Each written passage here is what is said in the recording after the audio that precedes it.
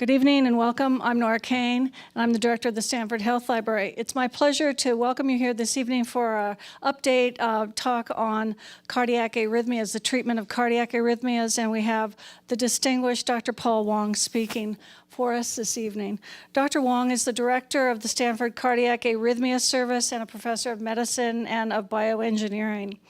Dr. Wong is an expert in the treatment of cardiac arrhythmias, including atrial fibrillation, atrial flutter, ventricular arrhythmias, supraventricular arrhythmias, and sudden cardiac death.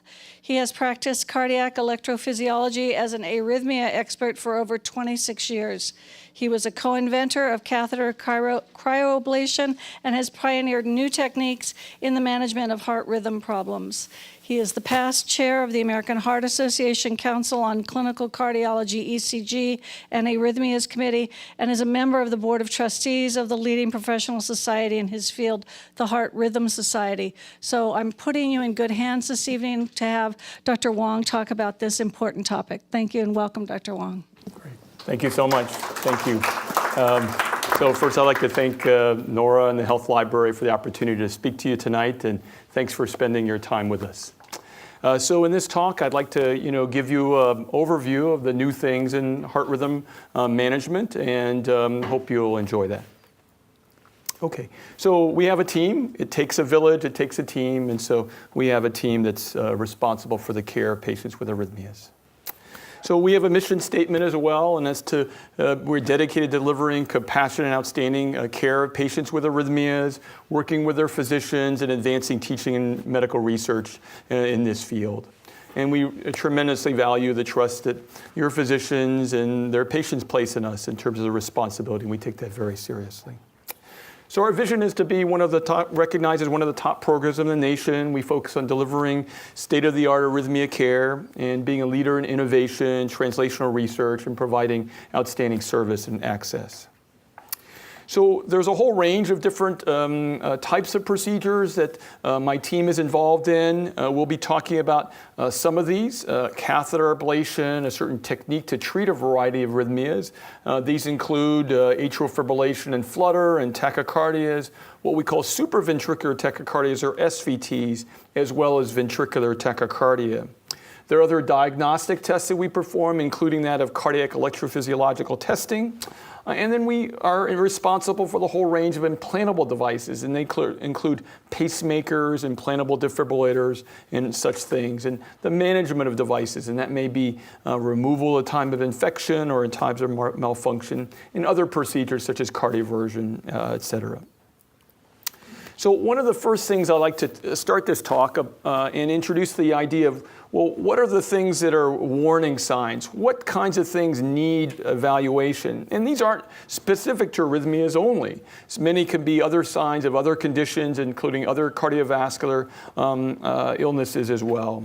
And so they may include chest discomfort, arm or neck discomfort, particularly with exertion, shortness of breath, other symptoms such as dizziness, lightheadedness, and certainly passing out, so loss of consciousness. And then very frequently, arrhythmias present as an irregularity or rapid heartbeat. And so these are the kinds of things that we recommend would be the things to prompt evaluation. So let's take a situation, a very common one, where a woman presents with a rapid heart rhythm. This is an electrocardiogram of such an episode. This is a rapid tachycardia that we call supraventricular tachycardia.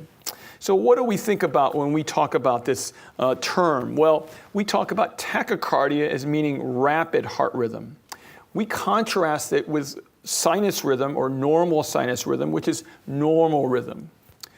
The opposite of tachycardia, which is a fast heart rhythm, is bradycardia, which is a slow heart rhythm. So indeed, we have the range of different kinds of conditions, and next we'll come back to this idea of where these things originate. So things are named frequently by where they originate, in which chambers of the heart. So if they're in the upper chambers, those are the atria, or the lower chambers, and those are called the ventricles. We'll be using some of that terminology in terms of where these rhythms originate. The other thing that we would comment upon is the heart rate. So we're all familiar with the pulse being taken. So the pulse is reflecting the rate at which the main pumping chambers of the heart are pumping, and those are the ventricles. So when we talk about the pulse, it's really reflecting the ventricular rate, the lower chamber rate, and not necessarily the upper chamber rate. So to understand this better, we turn to this kind of diagram. And so in looking at this, we see that the upper part of the heart in that structure is a structure called the sinus node, or in this case, it's called SA node, sinoatrial node. And so the signal is going to travel from this top of the atrium through the upper chamber of the atrium to this structure that I've highlighted with an arrow called the AV node. So the AV node acts as a staircase that connects the top floor of the building or the heart and the bottom floor, the ventricles. And so that's its purpose. It serves as a conduit or a controlling device to control the rhythms that go from the top to the bottom. And then it'll spread through the lower chambers, through the ventricles. And that's how conduction works from the top to the bottom. So when we think about fast rhythms, and we think about particularly fast rhythms in the upper chambers, many of these we call supraventricular, meaning above the ventricles, tachycardias. And so in the little diagram you see on the left, there's a little circle that represents the electrical activity that is going around and around, much like a car goes around on a racetrack.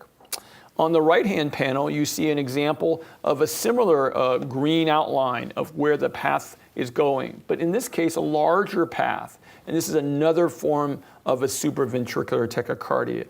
And these are examples of the kind of rhythm that we saw that this patient had. So what can we say about the various steps of approaching such a situation? So first, we want to establish the diagnosis. So how do we do that?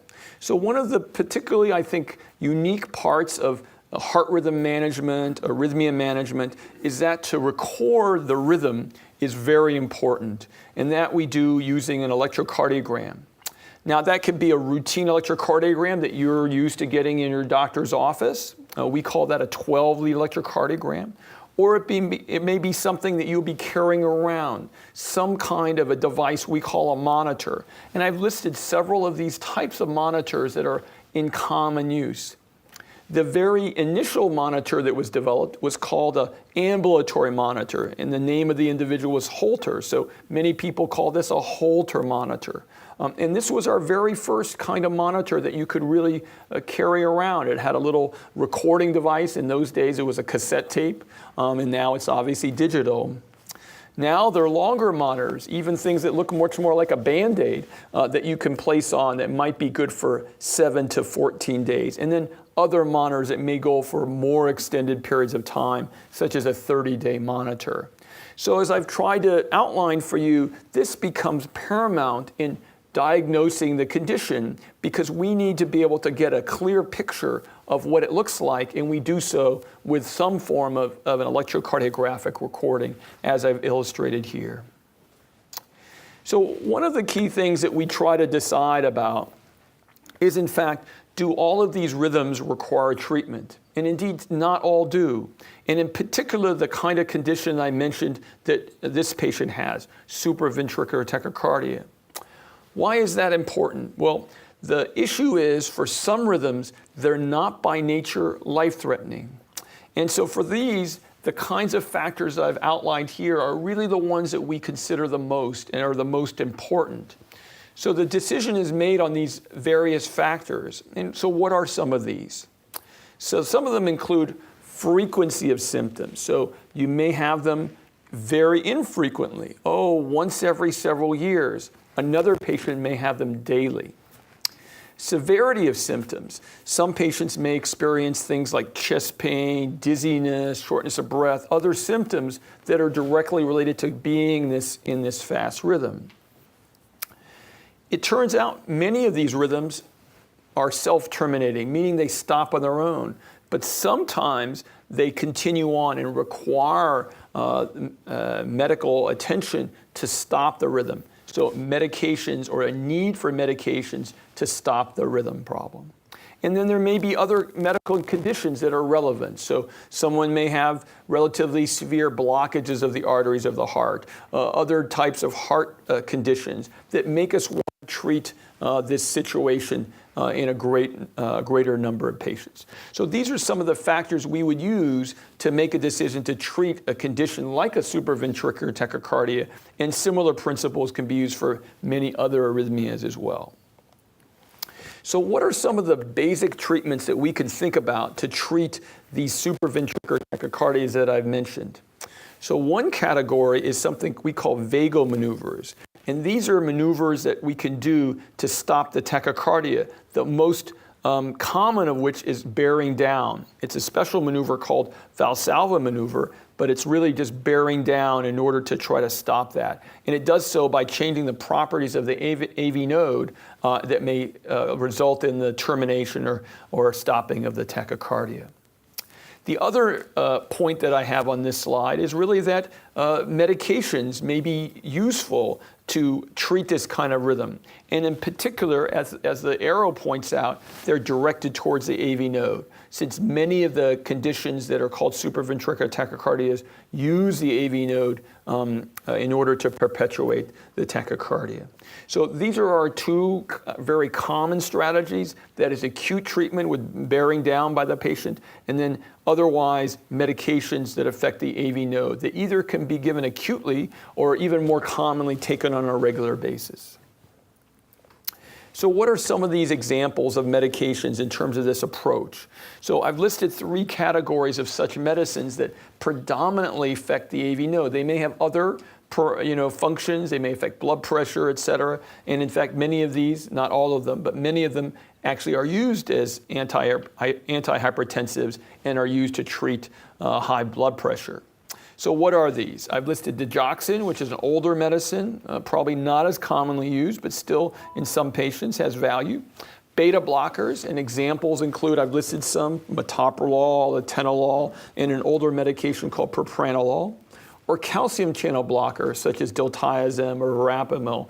Those are commonly used, again, to affect of the AV node. And we'll talk about this more when we get to a discussion regarding other arrhythmias such as atrial fibrillation. As an alternative to these medicines, and these medicines make up the vast majority of treatments of supraventricular tachycardia, we can consider other techniques, one which we call catheter ablation. And by catheters, we mean plastic tubes that we insert in the body. And ablation refers to this concept that delivering energy to certain cells in the heart can kill them and therefore treat the heart rhythm effectively that way. So that's our first topic that we talked about. Our first case was that of a supraventricular tachycardia seen in a patient presenting as palpitations and rapid heart rate. So now we're going to take another situation, and I'll be talking about this for this second segment of the talk, and that is regarding another kinds of condition that involves racing heartbeats. And so this is a patient who comes in and says, I have a racing heart, and the doctor says, okay, I better do a monitor. I better find out what this is due to. And so that's what we're going to look at. So the monitor shows a rhythm called atrial fibrillation, and that's the one we're going to talk about next. In the little diagram here, you see, unlike the arrow that we saw before, which is a single circle, it is going every which way. You can see the arrows are pointing one way and then pointing another way. And that's our concept about atrial fibrillation. The way I describe it to my patients is it's like a sandstorm or a windstorm blowing around very rapidly. It doesn't have the same organization like the car on the racetrack. So what are some of these different symptoms to consider? And these look familiar because many of the ones we're seeing for any arrhythmia may be seen with atrial fibrillation. And so these are some of the terms many patients use. They'll say it feels like a jumping outside, in the chest, a racing heart, a very rapid heart action. And again, they may be other symptoms such as dizziness, loss of consciousness, shortness of breath, chest pain, and those kinds of things. It even may be more general than that, less specific, in other words, a symptom. It may not be something that we can necessarily tie to an arrhythmia, and that might be fatigue, lack of energy, exertional intolerance, those kind of things. But that may be the major manifestation of an arrhythmia, particularly atrial fibrillation would be those kinds of symptoms. Okay, so one very important thing that commonly I'll have this discussion with my patients as to what are some of the factors, what are some of the things that can precipitate atrial fibrillation. And so we go through a discussion of these, maybe not talking about all of these, but I've listed a number of them. So on the top, I've listed actually something that I think is pretty important about in terms of precipitating atrial fibrillation. It's some degree of exhaustion, fatigue that I think stresses the person in a particular way that I think is a very important trigger of atrial fibrillation. It may be quite surprising, the second one that I put down, which is dehydration. So we all have a certain degree of hydration we're used to when we function, but dehydration I think appears to be a fairly common trigger or precipitating factor of atrial fibrillation. Now, the next two are what we regard as different stimulants, so caffeinated products, alcohol.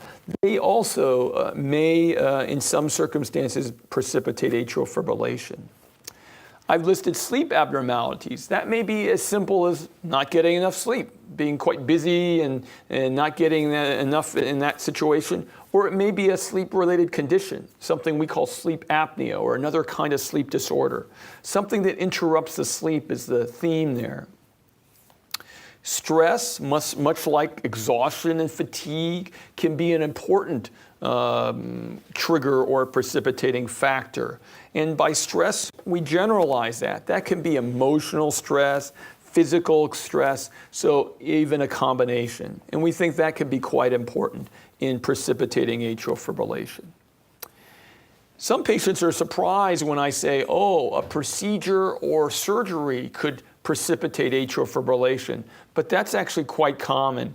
And often we're asked to comment before a procedure or surgery, is there something we need to look out for before we go into that procedure? And I usually am pretty quick to say, you might develop atrial fibrillation. That's not uncommon at all around the time of your procedure. And that could be something as simple as a simple test. It could be something more involved like endoscopy or colonoscopy.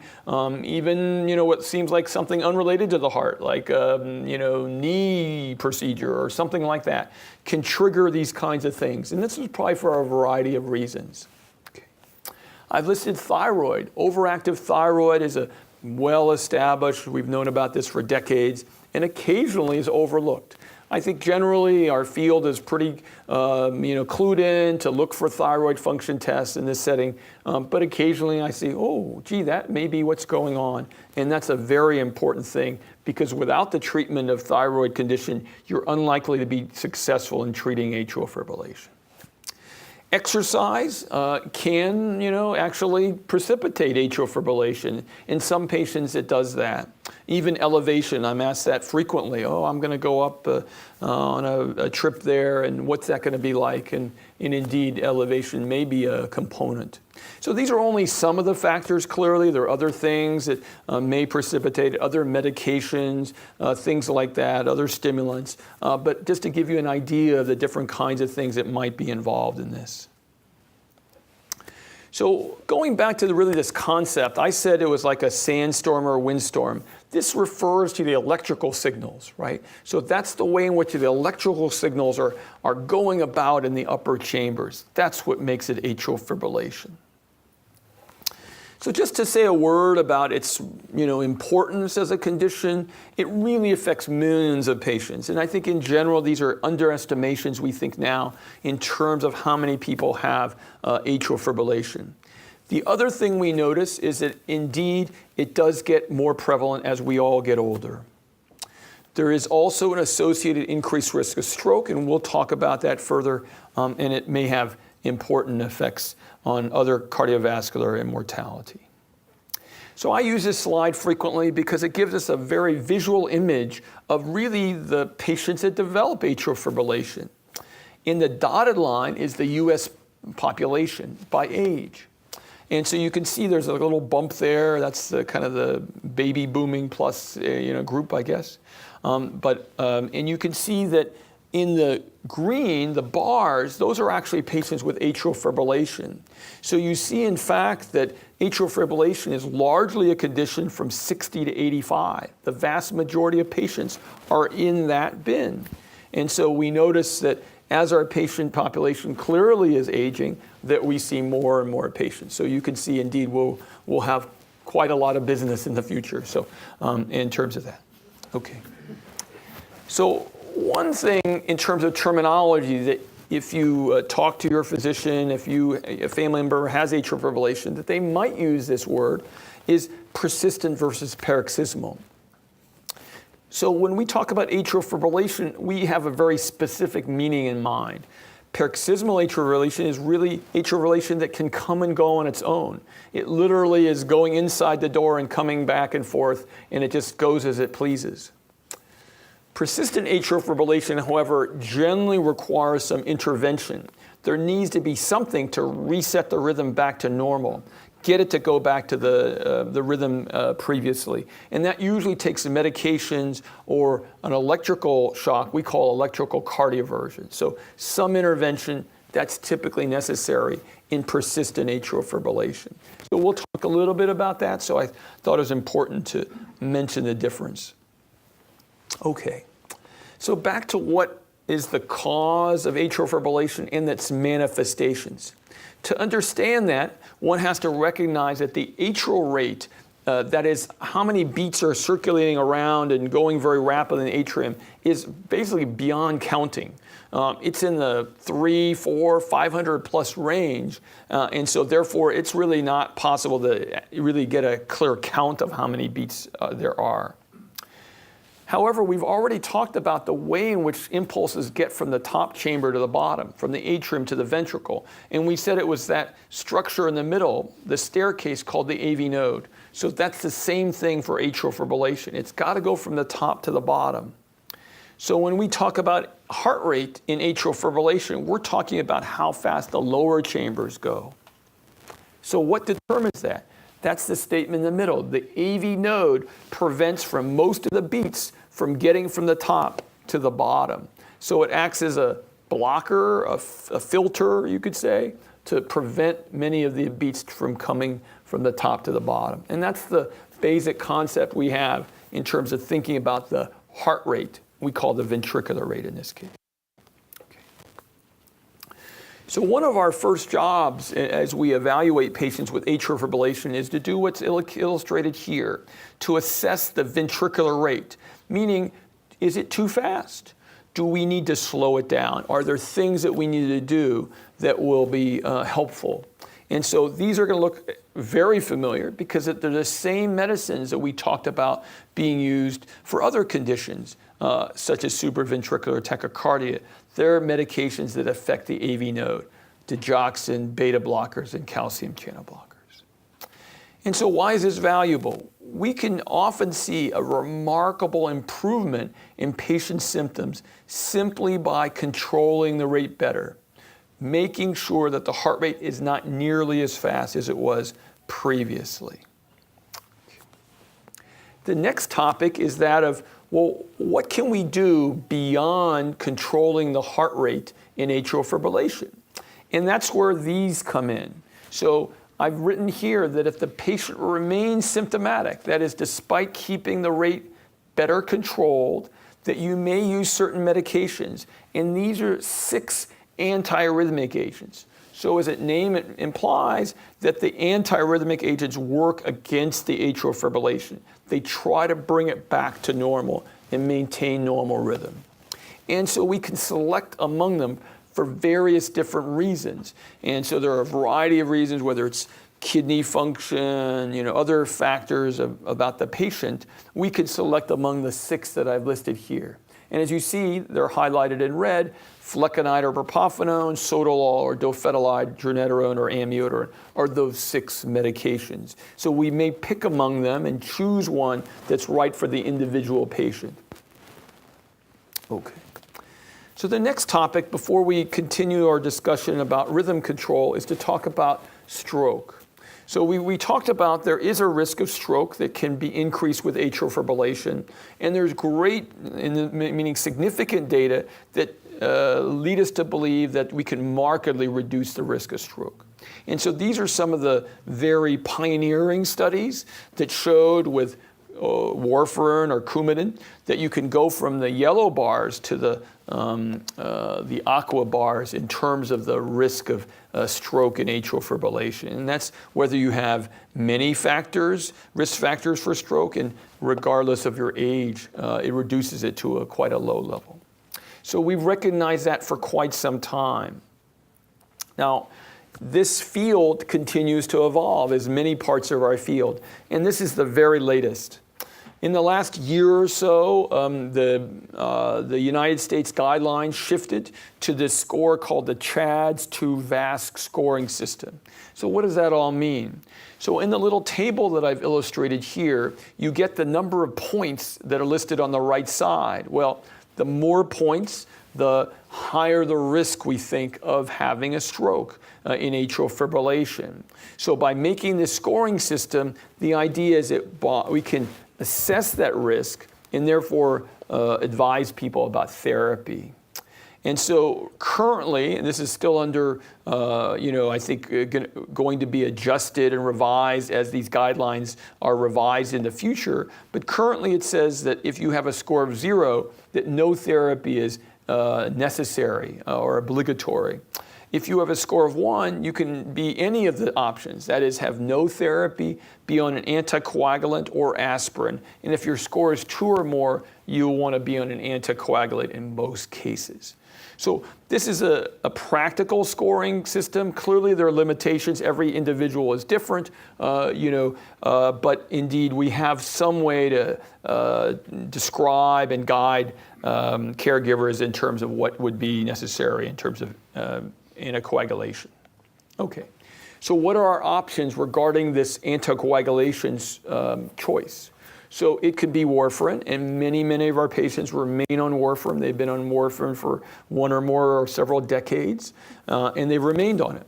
I illustrate one thing here, that there are some newer technologies, not in warfarin, but in terms of the monitoring. We call it the INR, or International Normalized Ratio Monitoring, which are blood tests. So previously, you had to go to a blood lab and get the blood tested. This is a home unit where you can just, prick yourself and get a little small sample. And it's very convenient, and many of my patients who, travel, like to be free of going to a laboratory, really find it useful.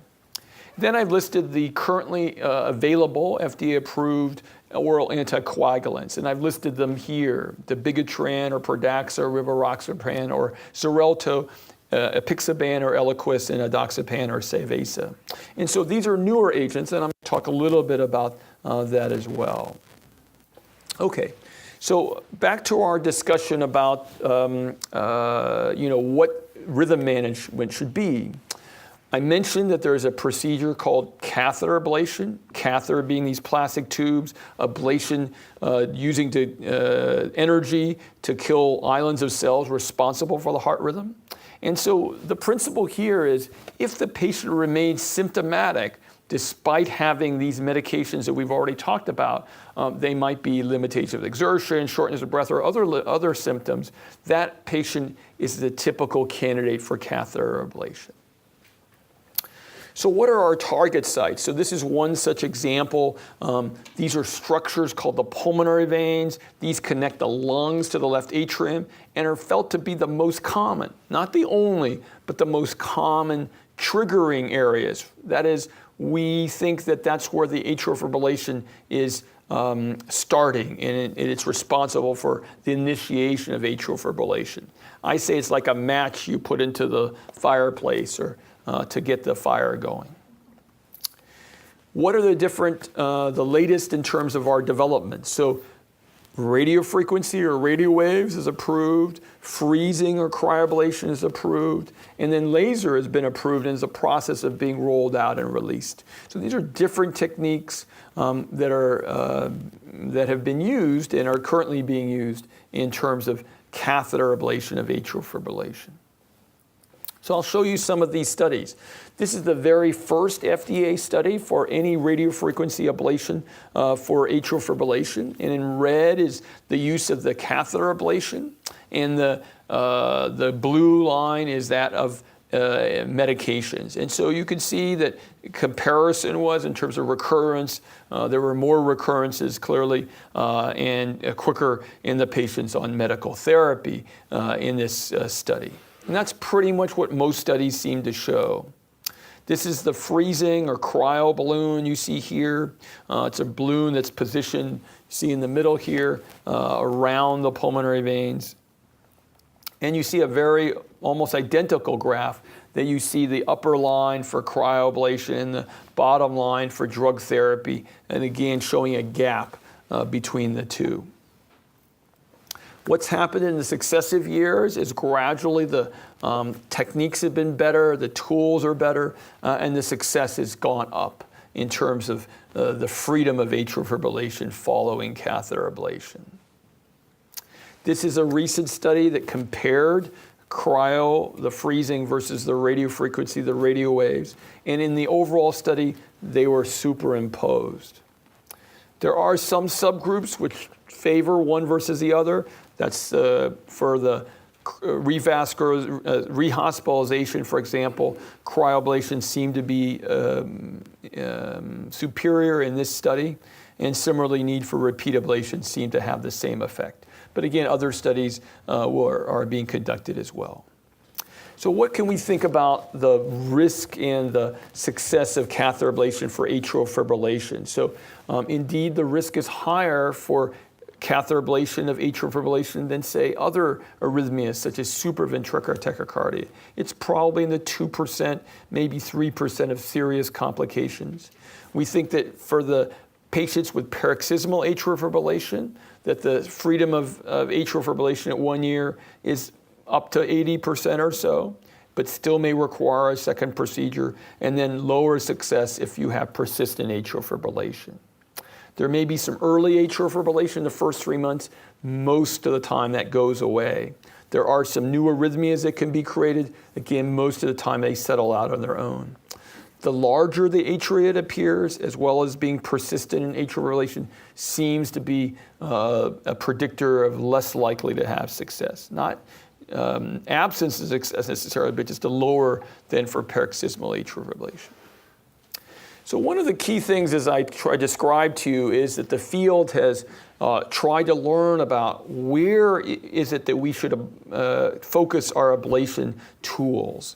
And I mentioned that there's these structures called the pulmonary veins, the little areas that I said were like the fire that you put into the fireplace.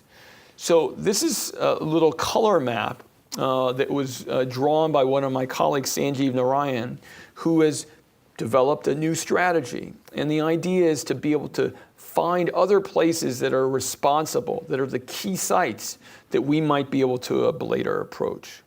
And so this is what we're kind of looking for. We're looking for like a storm, a little area that we can see a pattern. And this is what we call focal impulse or rotor map. There's a little movie in the left-hand corner, which is kind of cute. You can see a little bouncing ball move around, and that's the computer-generated computational analysis of electrical signals.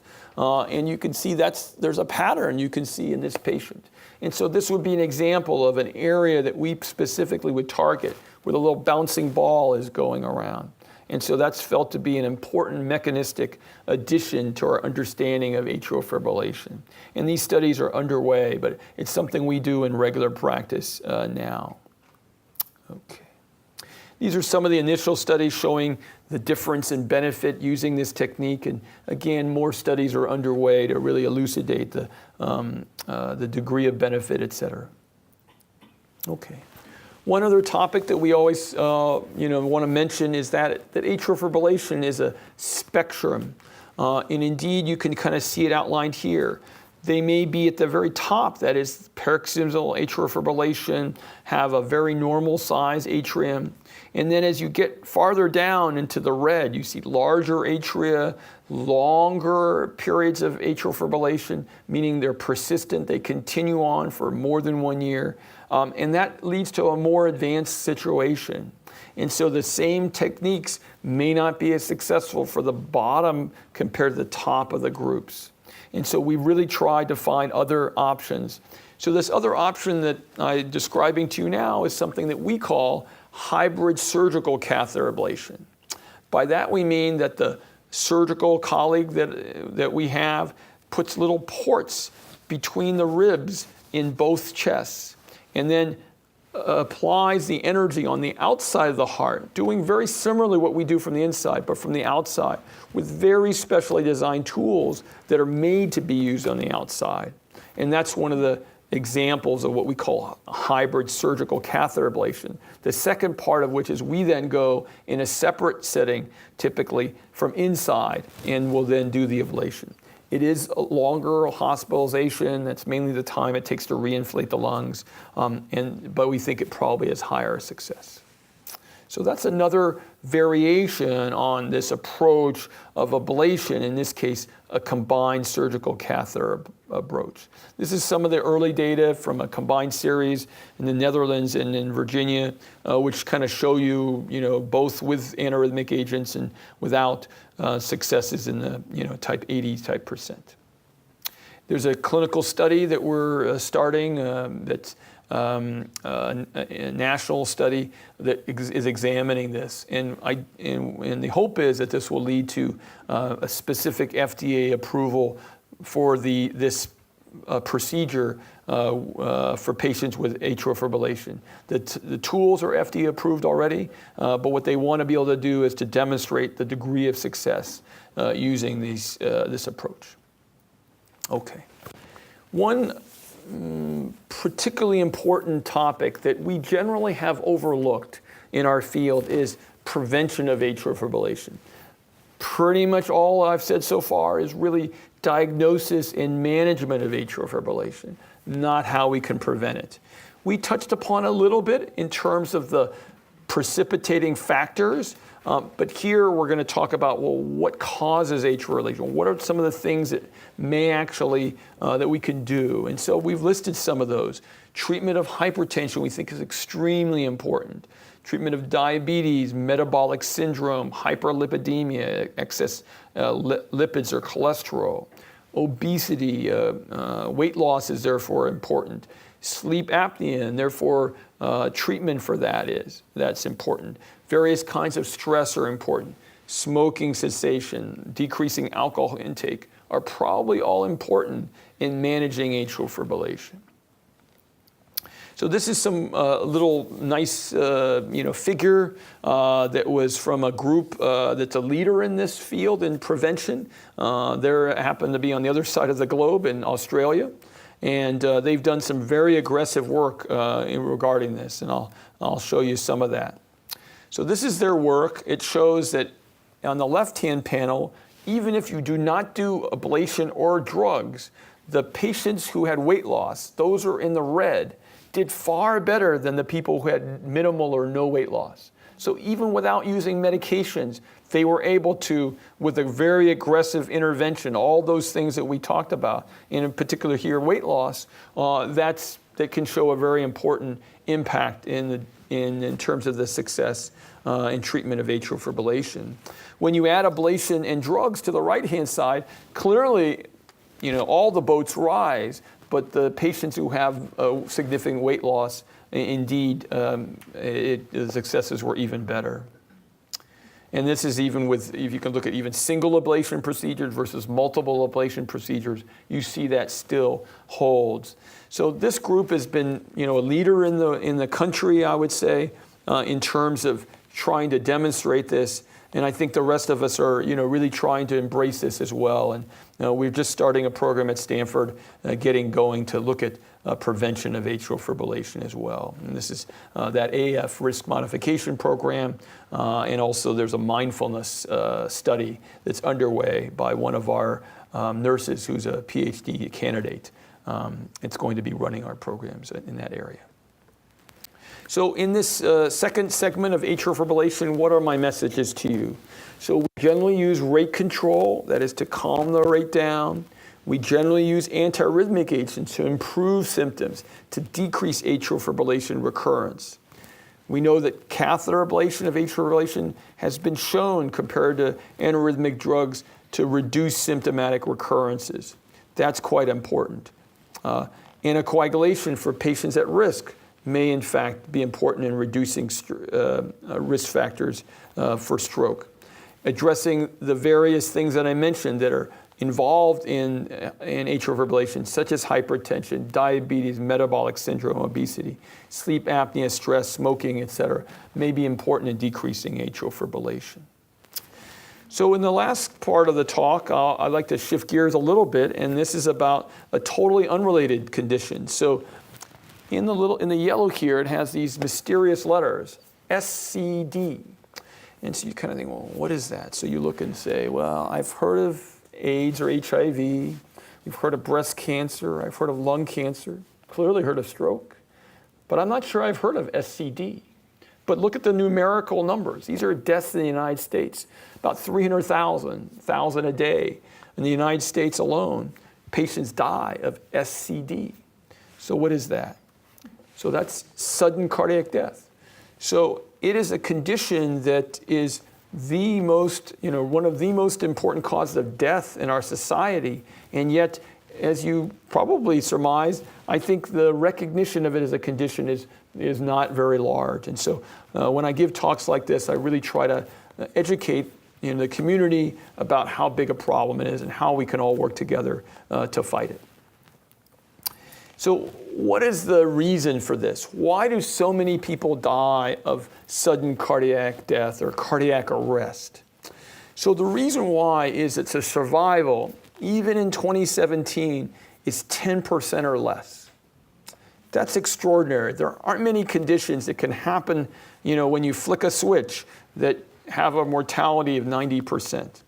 And the reason in particular that's true is that the survival declines about 10% with every minute after the cardiac arrest occurs. So within 5 to 10 minutes, the success of resuscitation, we would say, revival from cardiac arrest is quite low.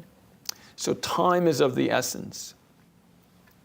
This is why currently throughout the world, the United States, now all of you I think have seen and are aware of what an automatic external defibrillator is. Indeed, they're around us luckily at this point, and that's due to many factors. American Heart Association was very proactive in disseminating these, making sure that manufacturers would have a market so they could significantly reduce the cost from the initial $10,000 to now $1,000 for each of the AEDs. And the ability of technology to provide something that lay people now can use. It's not made for the trained personnel necessarily. And so the way in which it does that is it has visual and voice commands. So it literally talks you through the resuscitation. And when people have done studies, they've done analyses of patients that get resuscitated, they found that, for example, in O'Hare Airport, one of our busiest airports in the country, if not the world, more people are resuscitated by people passing by than people employed by the airport.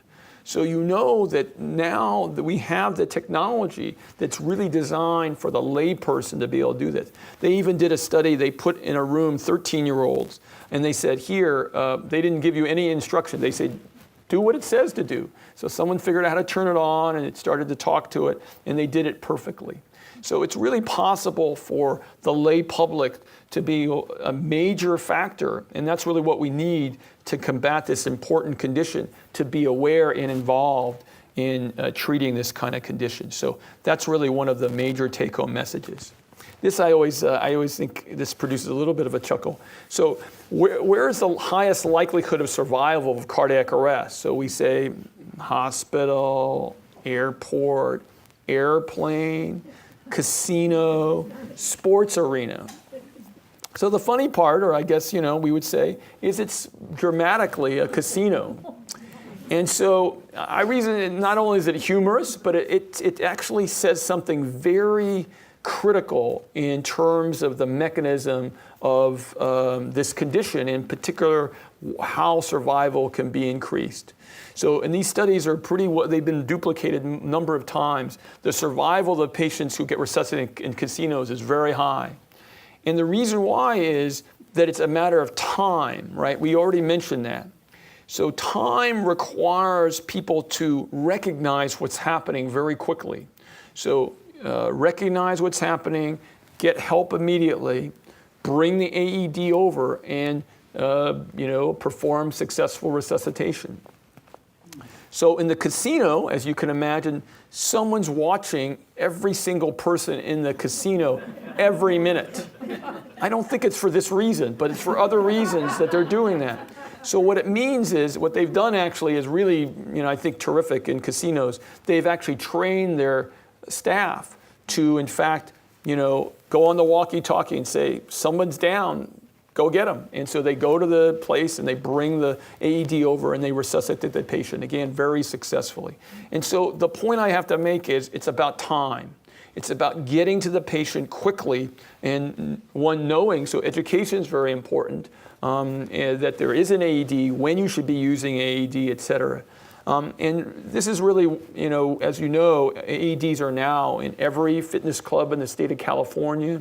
They're obviously in every airport and every airline.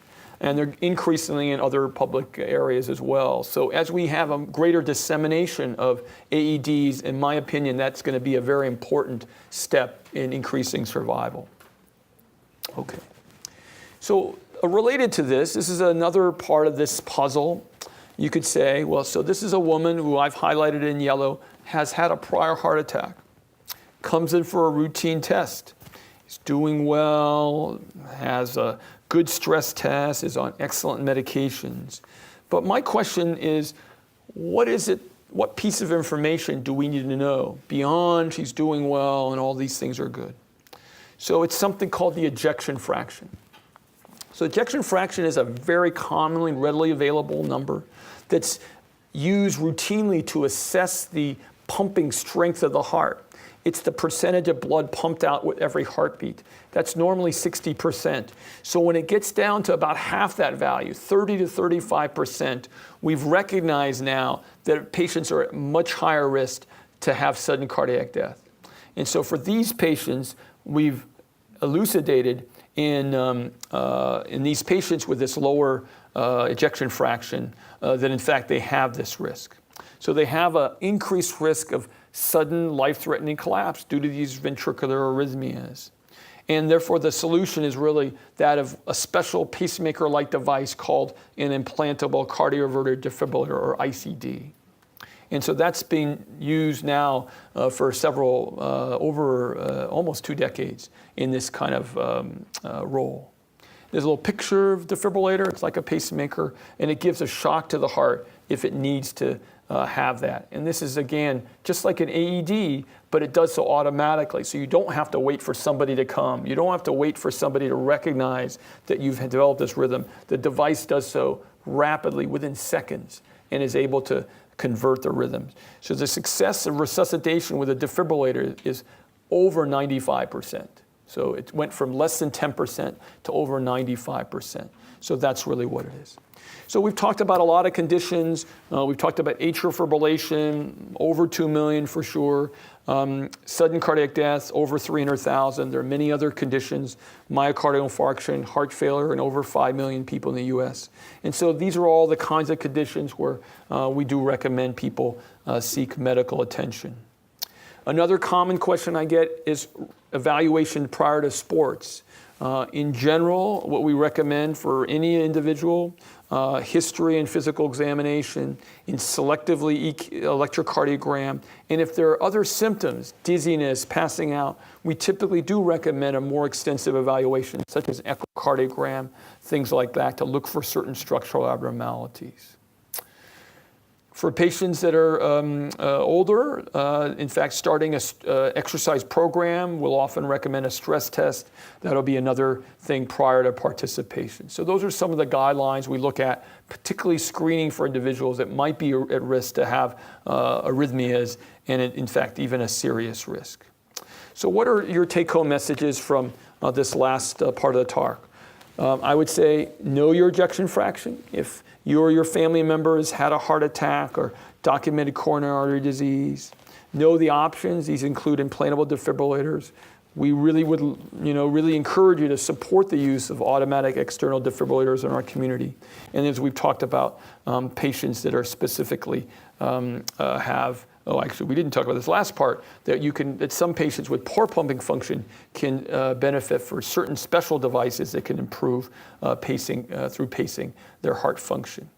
So with that, I'd like to tell you about your role. So just as you're doing tonight, learn more. Be active in prevention of these conditions, including particularly sudden cardiac death. Spread the word of what can be done and become more aware and support the important advances that are done throughout the country and the world in advancing our understanding of cardiovascular disease. So these are the kind of things I would like to leave you with. Again, very grateful for your attention today. Hope you found it instructive and enjoyable. Thank you very much.